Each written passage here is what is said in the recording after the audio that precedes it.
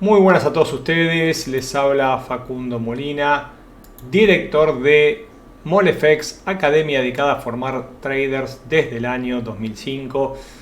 Inicia una nueva semana desde el mes de febrero y nos encontramos nuevamente con esta cápsula de inicio con el plan de trading para la semana del 14 al 18 de febrero. Para aquellos que no me conocen, desde el 2001 comencé este apasionado, ¿cómo decirlo de alguna manera? Puede ser una carrera, una pasión, bueno, díganlo como sea, pero lo cierto es que me deslumbré por los mercados financieros, por el trading, por análisis técnico y no he podido detenerme de aquel momento. Hace un par de años que me encuentro junto con XM compartiendo todo lo que he aprendido en estos años. Y este año tendremos la particularidad de estar el día lunes, el día martes, el miércoles, el jueves, el viernes. Vamos a estar recorriendo América Latina también en forma presencial. Pero lo cierto que hoy tenemos la oportunidad de hablar de esta apertura de mercado, este inicio semanal, que ha sido la realidad es que más que movido muchísima volatilidad pudimos apreciar, sobre todo en los índices bursátiles. Comenzó lógicamente el ruido de que haya problemas, posibles inconvenientes, lógicamente, entre Rusia y Ucrania. Eso impactó en los mercados asiáticos, eso marcó también los índices bursátiles europeos y vimos importantes caídas como por ejemplo en el IBEX y un ida y vuelta muy fuerte también en los índices americanos. Hubo un cierre bajista la semana pasada y más allá que hubo recuperaciones antes del cierre, tanto el Dow Jones, que lideró las pérdidas con un 0,49%, el Standard & Poor's 500 con un 0,38% y el Nasdaq con 0,03%, los tres han concluido con caídas. Hablamos que por un lado esta como amenaza de Rusia a invadir Ucrania se está haciendo eco en los mercados y también se está haciendo eco en los principales países. Por eso el G7 se ha reunido con urgencia para empezar a tomar represalias en caso de que se haga efectiva, Dios quiera que no sea así, esta invasión, esta amenaza desde Rusia a Ucrania. Yendo a los mercados y con esto de fondo, pudimos ver un petróleo con una fuerza muy importante, con una suba que no se veía en muchos años. También un oro que sigue en un camino alcista, confirmando un quiebre, como estaremos viendo ahora desde los gráficos, y posiblemente un movimiento que se esté iniciando y lógicamente esté lejos de su objetivo. También es una semana que estará lógicamente atenta a la Reserva Federal y a su reunión del día miércoles, porque la inflación ha venido y de qué manera contendrá la inflación es lo que se pregunta al mercado, y eso puede claramente impactar en los diferentes activos y sobre todo en los índices bursátiles.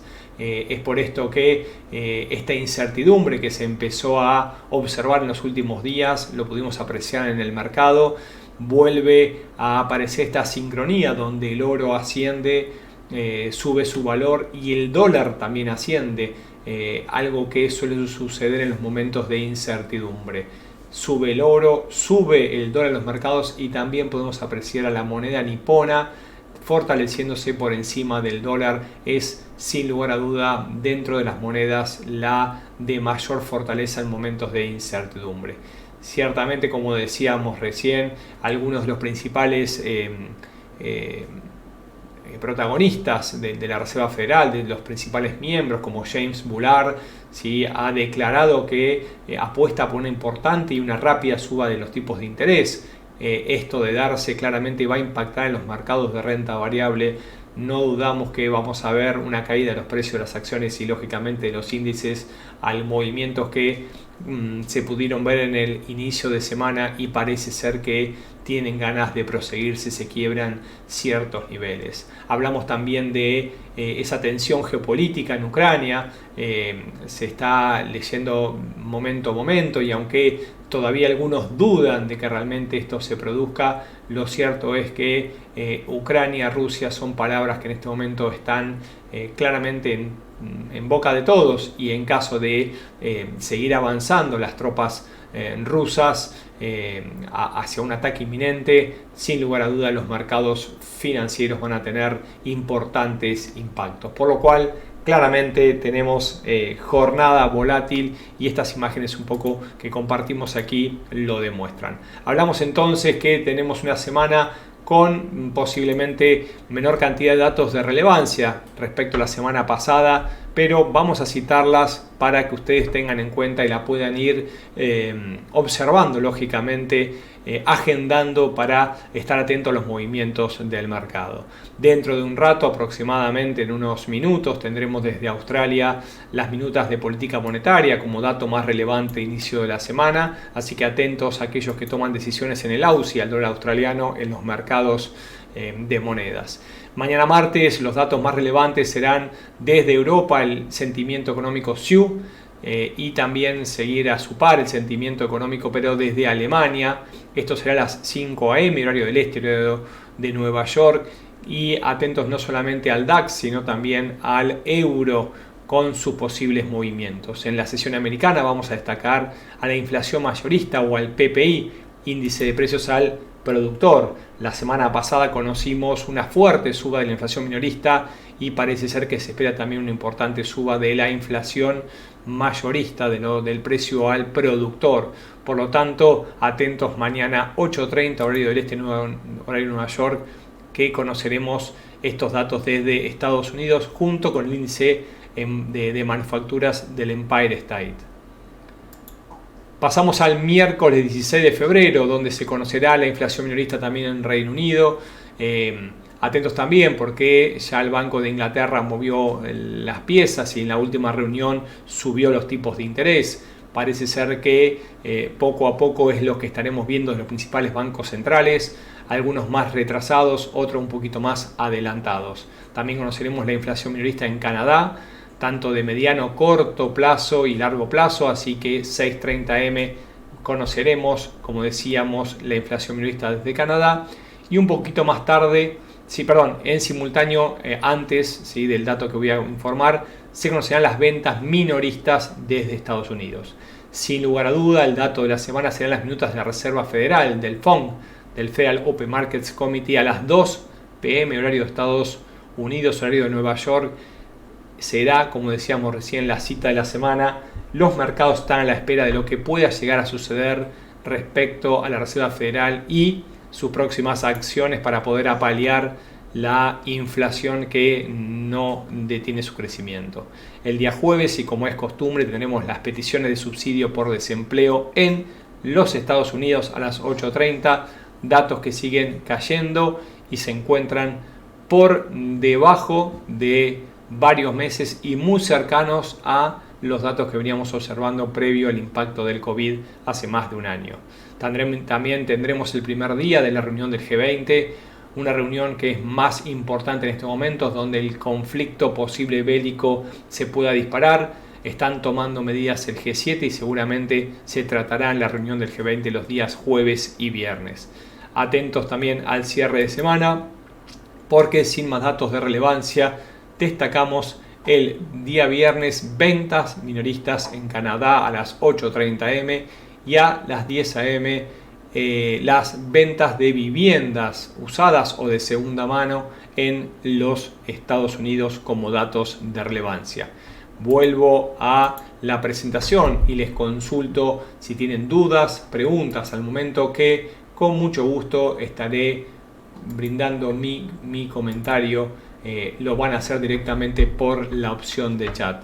Si no, vamos a estar pasando poquito a poquito y como siguiente paso al análisis del mercado, donde estaremos observando algunos principales escenarios que podemos observar en los siguientes días. Hablábamos de Reino Unido, hablamos de que se conocerá inflación minorista y vemos en este momento a la libra esterlina dólar en gráficos Vamos a ir un poquito más grande, gráficos diarios. Fíjense que tenemos máximos descendentes y en este momento esta fuerte zona de 1.3520 que viene generando una suerte de soporte. Vamos a darle un poquito más de mayor argumento, vamos a darle un poquito más de espacio para no ser tan justo con estos datos. Vamos a utilizar como barrera 35. Fíjense cómo la libra esterlina versus el dólar hizo un primer impulso alcista, hizo un segundo impulso y en caso de vulnerar la zona de 1.35 nos puede regalar un nuevo movimiento a la baja de importancia.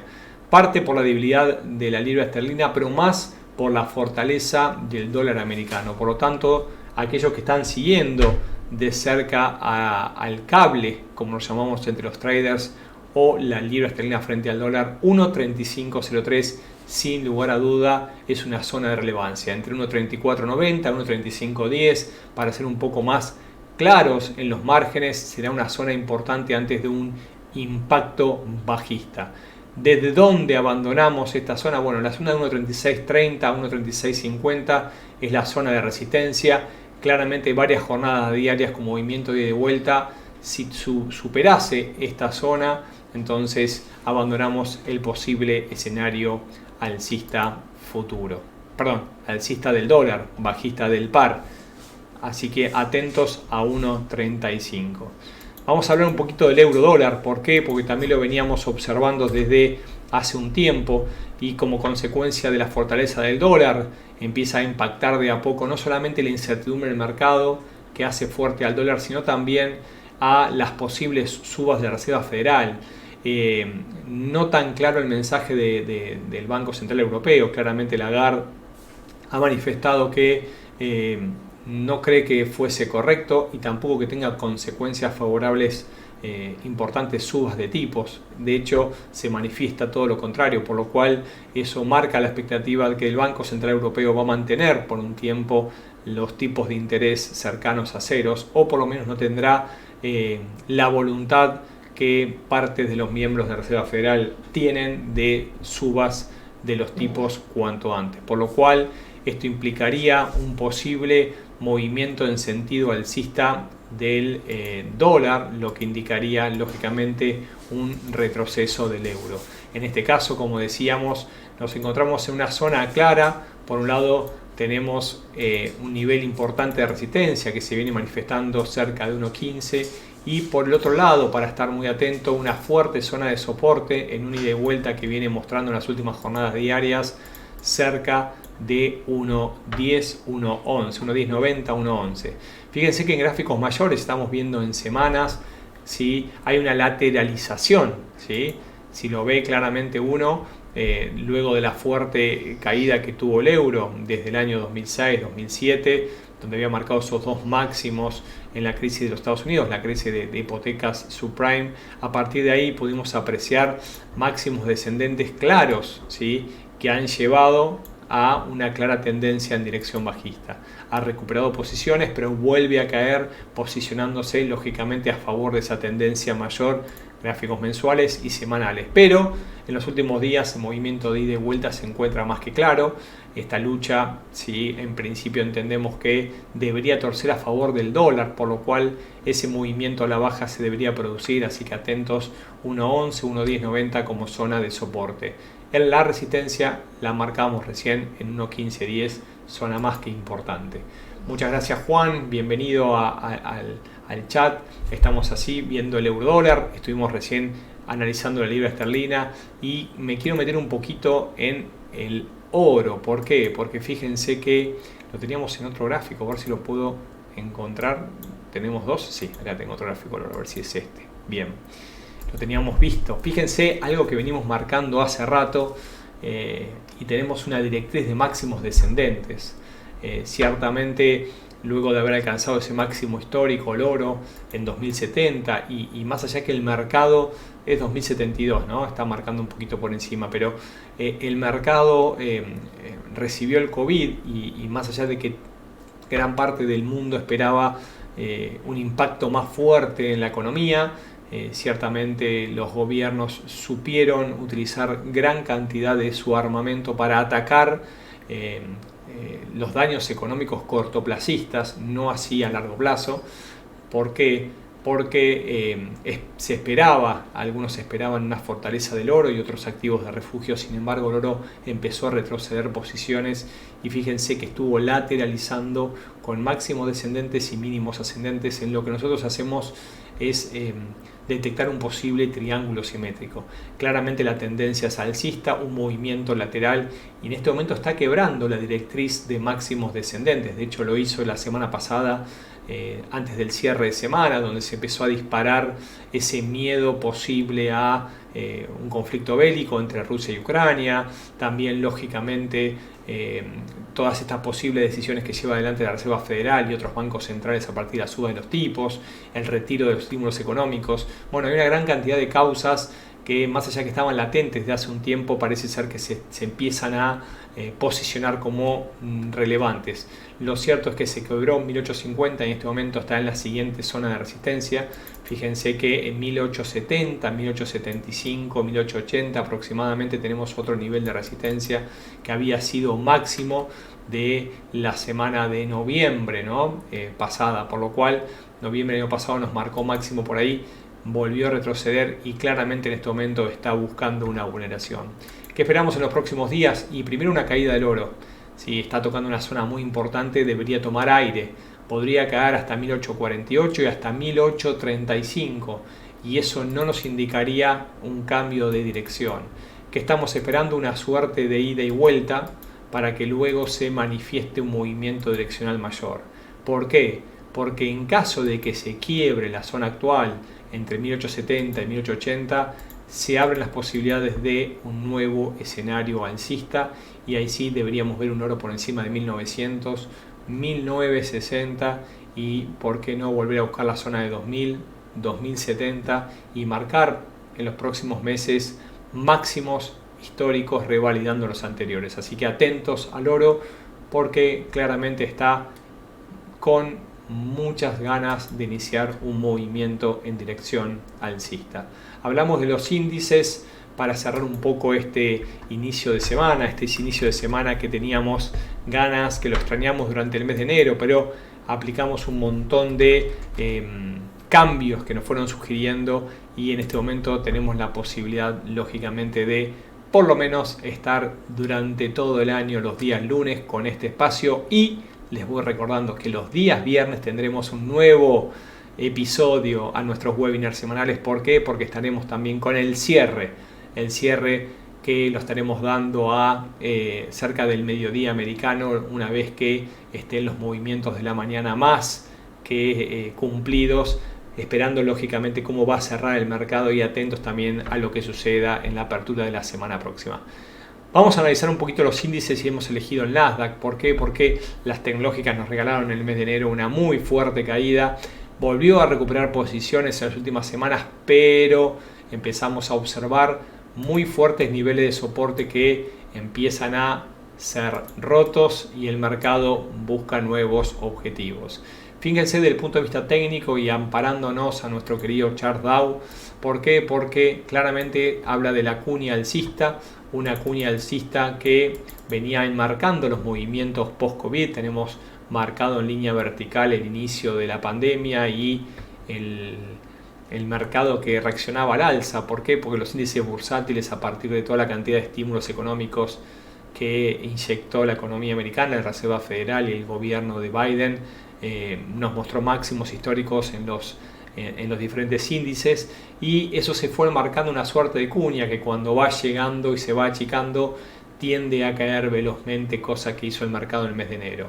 También podemos apreciar un doble intento, lo que marca un doble techo. Ese doble techo argumentó la caída que observamos en el mes de enero. Ciertamente el objetivo fue cumplido, similar a la altura entre la zona de cuello y los máximos, pero lo que estamos analizando el mercado un poquito a mayor plazo, podríamos estar observando un hombro, ese doble techo menor en gráficos quizás diarios y semanales, podría tratarse en gráficos mensuales de una cabeza, y aunque uno quiere buscar cierta simetría, los mercados no suelen ser simétricos y tampoco perfectos, por lo cual ese intento de hace 2 semanas alcista y ese rechazo alcista y esa vela negra de engulfing de la semana pasada nos podrían estar regalando el tercer intento fallido o el segundo hombro, lo que nos indicaría una muy fuerte caída por delante.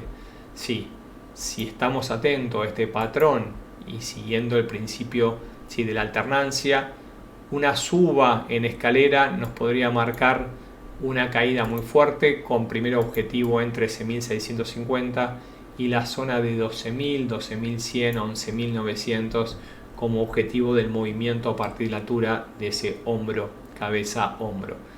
Claramente los argumentos bajistas llegaron, sí, están presentes en los diferentes índices y podríamos estar viendo un importante movimiento bajista en los diferentes índices. En este caso lo estamos observando lógicamente en el Nasdaq o el US 100 como lo vemos en la plataforma. Muchas gracias a los comentarios que me van llegando, voy compartiendo los datos de contacto, seguramente dudas aparezcan, por lo cual si no las canalizaron recién por el chat, seguramente se irán acostumbrando poco a poco. Les voy dejando la página web www.molefex.com, allí pueden encontrar un montón de información nuestra y también pueden encontrar dentro de Academia gran cantidad de videos educativos que fuimos realizando con XM en el último tiempo y los ponemos a su disposición. info@molefex es nuestro correo electrónico y lógicamente nos pueden seguir en redes, no solamente en Skype, en LinkedIn, en Facebook, en Twitter, como también en Instagram. Desde ya, muchas gracias a todos los comentarios y saludos que fuimos recibiendo. Les recuerdo que tienen la opción de chat para poder acercar todo tipo de pregunta y duda y estaremos más que complacidos de poder responderlas. Muy buena semana, éxitos en su trading.